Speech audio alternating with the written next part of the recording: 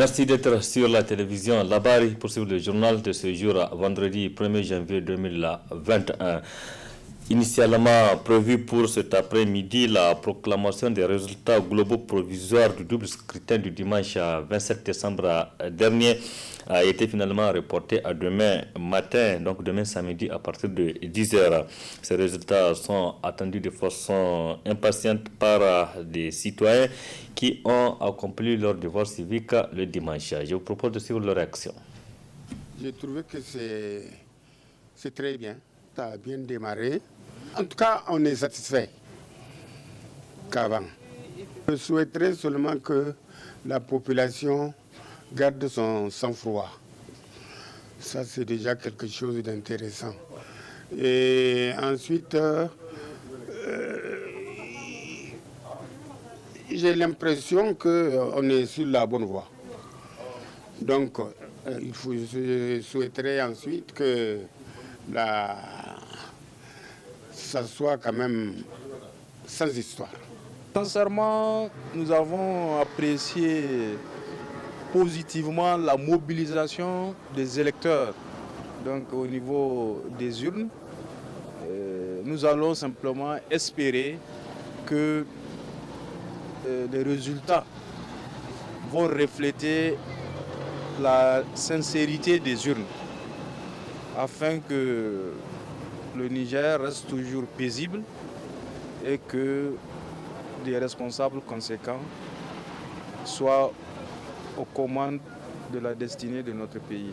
En tout cas, ce que moi j'ai vu dans les bureaux de vote que j'ai fréquentés, ça s'est bien déroulé. Très bien même, il n'y a pas de problème. Là où j'ai fréquenté, j'ai dit il n'y a pas de manquement. Tout était bien, c'était bien dans l'ordre. Et on a voté dans le calme. À l'endroit de la population, surtout à l'endroit des partis politiques, je voudrais leur rappeler que le Niger, c'est un seul et c'est ce qui nous appartient. Nous devons accepter les résultats des urnes, pas les résultats qu'on a l'habitude de nous donner. D'accepter les résultats des urnes. Nous n'accepterons plus ces résultats-là qu'on nous gratifie à main levée. De toutes les façons, une chose est certaine, que ce soit les élections, c'est une étape de la vie. Que vraiment, quelle qu'en soit la situation, que les gens arrivent vraiment à prendre conscience. Parce que les expériences permettent quand même, le fait de vivre certaines choses quand même permettent de capitaliser une certaine expérience et puis éviter que les mêmes erreurs se produisent de toutes les façons. Parce que partout on voit qu'effectivement les moments électoraux sont un peu des opportunités de tension, mais vraiment que les gens arrivent vraiment à faire en sorte que ce qu'on a l'habitude de voir au Niger quand même, de toutes les façons, de mettre l'intérêt vraiment de la nation en vue au fait que vraiment tout le monde, chacun puisse s'en sortir. C'est vraiment ça l'essentiel. Effectivement, qu'ils arrivent vraiment à faire leur mission comme les textes l'ont indiqué, vraiment que chacun arrive à jouer son rôle vraiment, d'être honnête dans toutes choses, puisque c'est surtout ça. Puisque le plus souvent, quand on voit des problèmes là, c'est parce qu'au sein donc, de la machine, au sein de la chaîne, certains n'arrivent pas à faire correctement le devoir qu'ils doivent faire. Le plus souvent, c'est ce qui donne vraiment des théâtres, donc des protestations, des contestations, jusqu'à ce que vraiment que Dieu nous en préserve. C'est tout ce qu'il faut souhaiter vraiment. C'était là donc les réactions de quelques citoyens nigériens qui ont voté le dimanche dernier et qui attendent impatiemment la publication des résultats du double scrutin, la présidentielle et la législative du 27 décembre dernier. Les réactions continuent toujours après ce double scrutin du dimanche. Je vous propose de suivre aujourd'hui celle d'un acteur politique à la personne de Sabo Seydou. Ils ont mis tout en place depuis, je dirais, belle lurette pour qu'il y ait Koukao. Rappelez-vous les enrôlements. Le nombre de gens qui ont été déplacés des villes pour aller dans les campagnes, pour être enrôlés. Et puis, est-ce que vous savez la quantité d'argent qu'ils ont distribué, le nombre de pains qu'ils ont distribués pour se faire les faveurs des électeurs? Et puis, maintenant, toutes les astuces utilisées pour se faire des voix. Vous avez carrément le hold-up. Quand des convois d'urnes se font intercepter et on les amène en brousse, on contraint les membres du bureau de vote et les délégués à signer des PV après qu'on ait rempli les urnes. Ou tout simplement, au niveau de certaines zones où ils ont eu à leur disposition, on ne sait comment, des bulletins qu'ils ont dangolés et ils donnent aux électeurs, les gens partent, ils prennent le bulletin normal, le mettent dans leur poche et c'est le bulletin dongolé là qu'ils mettent dans les urnes. Donc il y a énormément de choses, c'est-à-dire beaucoup de choses pour aboutir au fait que Koukao, au cours de ces élections-là, je crois à une certaine étape, ils ont ressorti leur vraie intention, qui était qu'ils n'ont plus besoin de quelque allié que ce soit. Vous savez comment ils ont traité le général Salou. Vous savez comment ils ont traité le MNSD de Seyni Oumarou. Vous savez comment ils ont aussi traité Al-Badé et bien d'autres. Et c'est par là que vient maintenant le deuxième aspect. C'est qu'on s'en va à un second tour. Et ils n'ont pas d'alliés substantiels. Donc ça va être tous contre la Bazoum.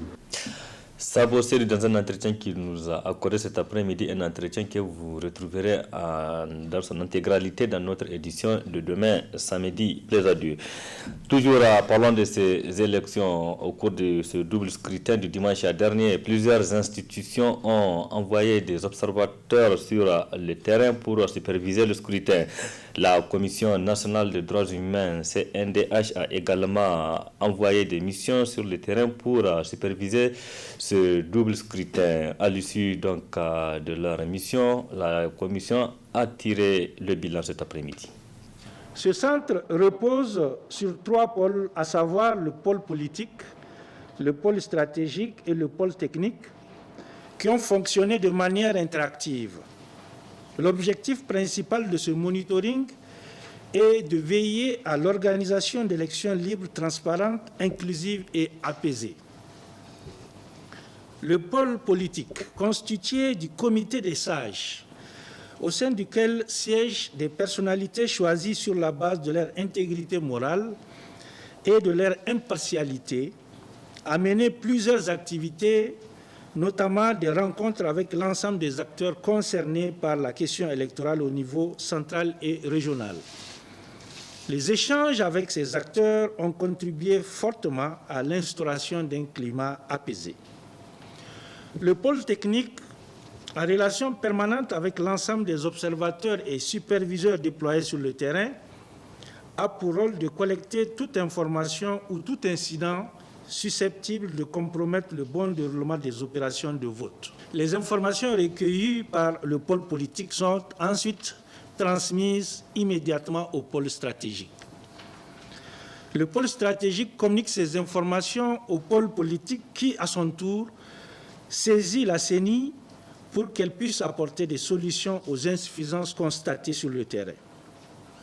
Au total, pour les élections législatives et présidentielles premier tour du 27 décembre 2020, 530 observateurs ont été déployés dans 2650 bureaux de vote répartis sur l'ensemble des régions du pays, soit 10,20% des bureaux de vote, taux proche des normes admises à l'échelle internationale pour des observations crédibles.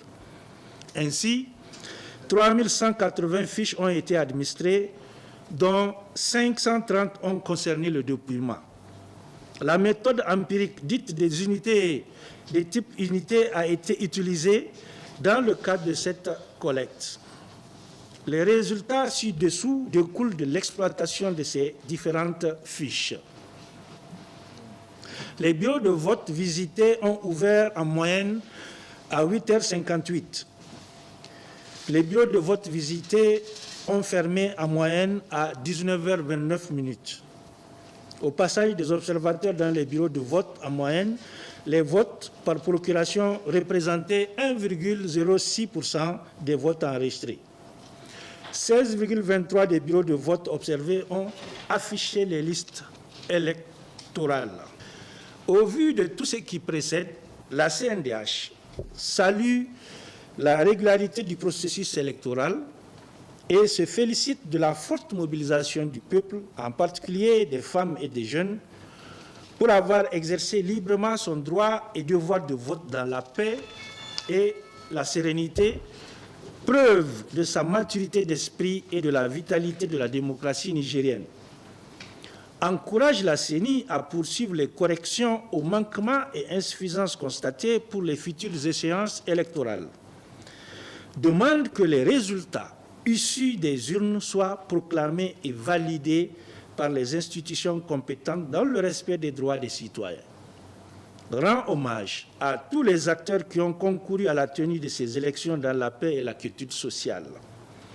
Invite la classe politique à désigner dans les bureaux de vote des ressources humaines compétentes en la matière et l'exhorte également à privilégier le dialogue politique et les voies constitutionnelles de recours pour les contentieux électoraux.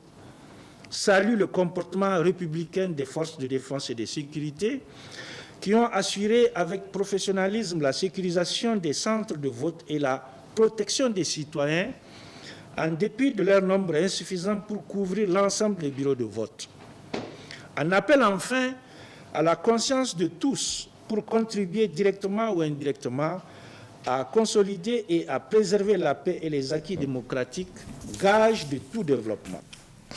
Voilà, c'était là donc le rapport dressé par les centres mis en place de monitoring par la Commission nationale des droits humains pour superviser le double scrutin du dimanche dernier. Nous sommes le 1er janvier 2021, donc le premier jour de la nouvelle année 2021. À l'occasion de chaque nouvel an, le président de la République, Issoufou Mahamadou, s'adresse à la nation la veille.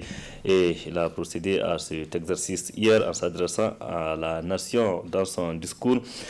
Le président de la République, Issoufou Mahamadou, a qualifié l'année 2020 d'horrible donc au vu des actes terroristes que le Niger a enregistrés, notamment qui ont fait des dégâts dans les rangs des forces de défense et de sécurité. Je vous propose de suivre un extrait du message du président de la République adressé, donc qui s'est adressé à la nation hier à la télévision nationale.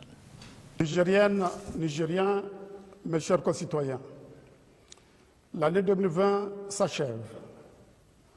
J'en ai fait le bilan en même temps que celui de 10 ans de mise en œuvre du programme de renaissance à l'occasion du message à la nation du 18 décembre dernier.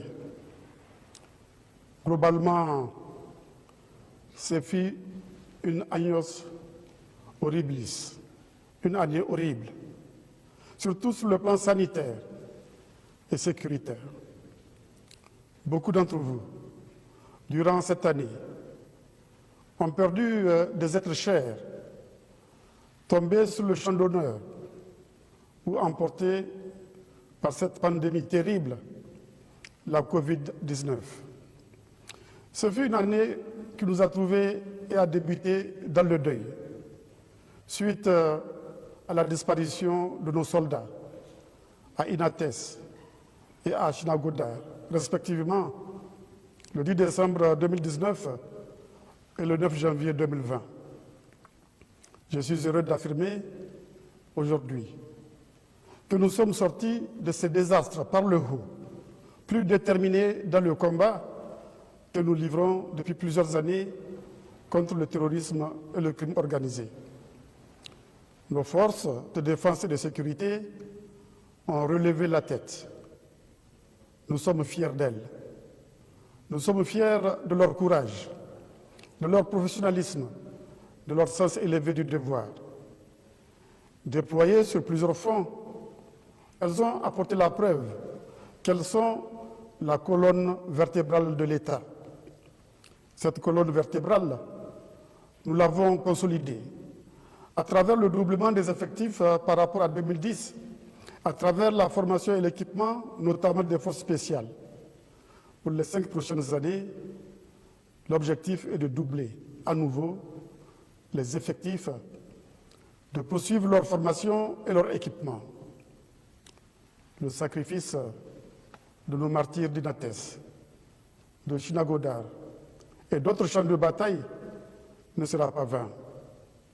En effet, plaise à Dieu, nous gagnerons ce que les historiens appellent désormais les guerres du Sahel et du bassin du lac Tchad. Je l'ai déjà dit, à l'occasion du message à la nation le 18 décembre dernier, toutes les conditions de la victoire sont réunies. Les capacités nationales sont renforcées, les forces conjointes sont opérationnelles, les alliances sont en place. Toutes ces forces, soumises à un commandement conjoint, ont enregistré d'importantes victoires en 2020. Je leur présente mes meilleurs vœux de succès plus amples encore en 2021. Au-delà des questions militaires, les questions de développement économique et social ainsi que celles relatives aux droits humains sont prises en compte.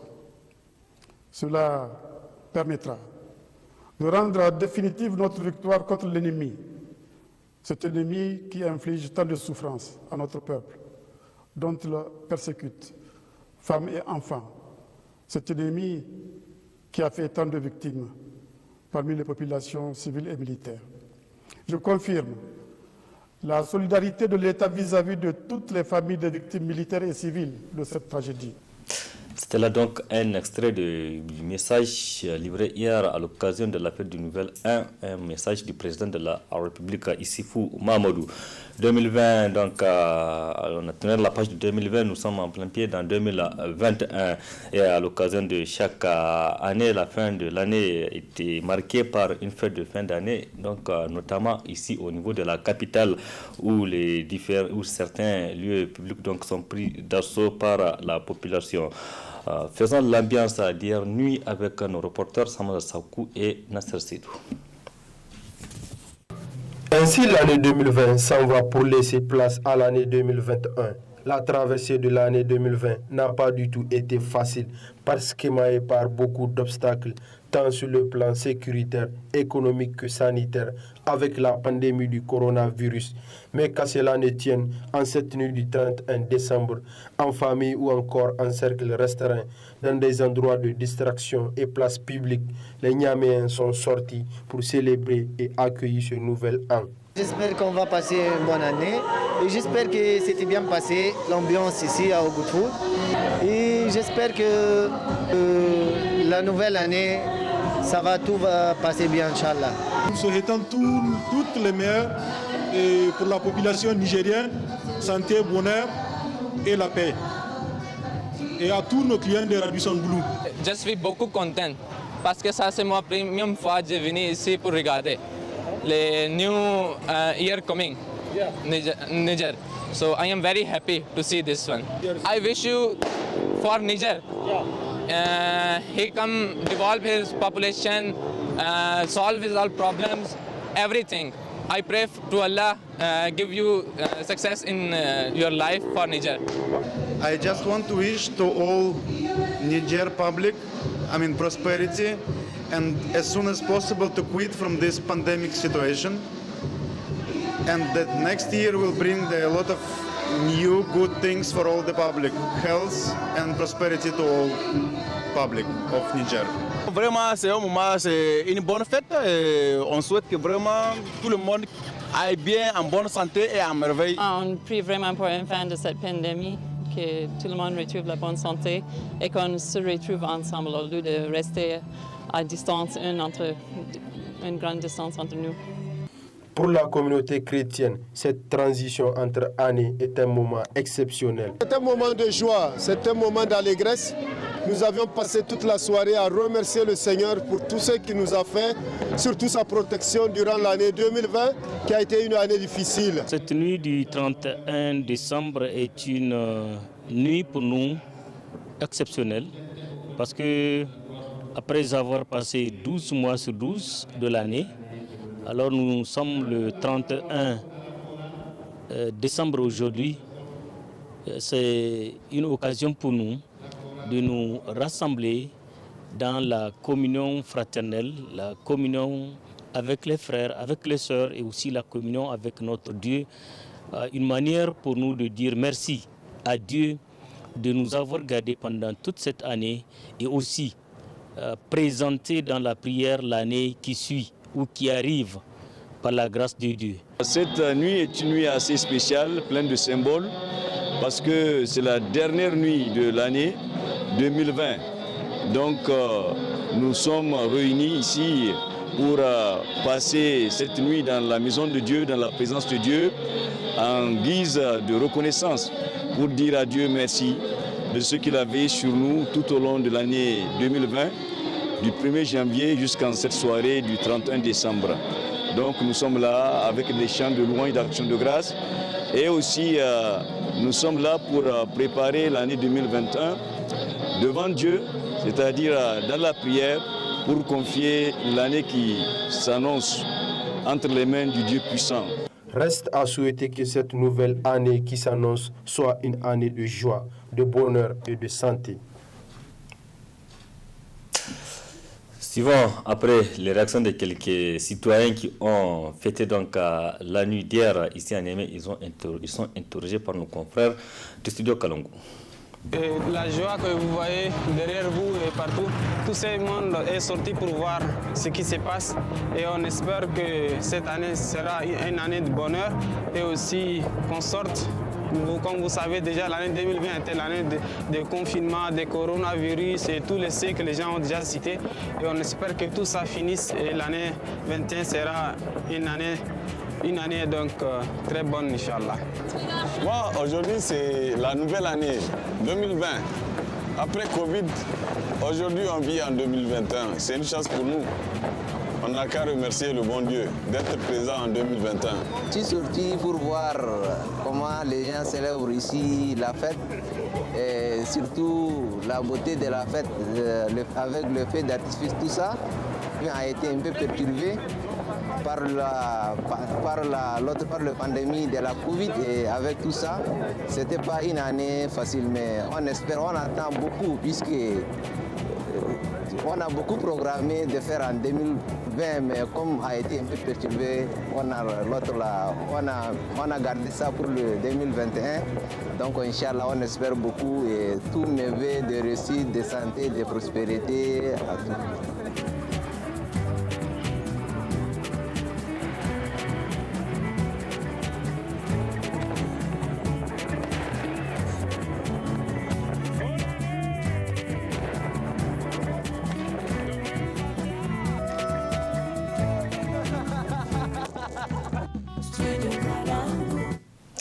Voilà, c'était là donc les réactions de quelques citoyens hier à l'occasion de la fête de fin d'année, donc 31 décembre 2020. Nous sommes le 1er janvier 2021. Le groupe de presse Labari par ma voix souhaite également à toutes et à tous les spectateurs une bonne et heureuse année 2021. Point final de cette édition. Merci à vous de l'avoir suivi. Restez en compagnie du programme de la télévision Labari. Excellente nuit à toutes et à tous et bon début de week-end.